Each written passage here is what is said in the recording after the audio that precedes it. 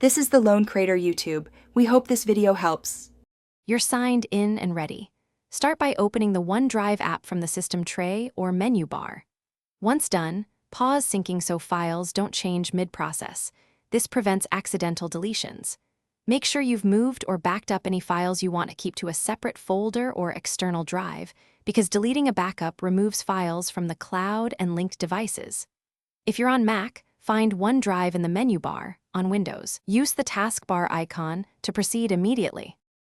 Now, go to OneDrive Settings and choose the Backup tab, then Manage Backup to see protected folders. You'll turn off folder protection for desktop, documents, and pictures individually. Select Stop Backup for each one you no longer want backed up. You need to confirm each prompt so OneDrive stops monitoring those folders. Otherwise, files could be resynced.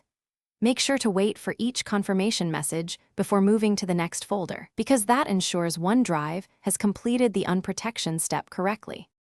Finish by removing the cloud-stored backup. Open OneDrive online, navigate to Files, and delete the backup folders you no longer need, then empty the recycle bin to free space. If you want to remove all traces, unlink your PC in OneDrive settings under Account, right arrow unlink this PC, then sign back in only if needed. If something goes wrong, the key troubleshooting tip is to unlink and relink your account, which forces a fresh sync and often resolves link.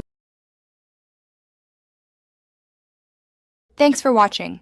Consider subscribing if we helped you.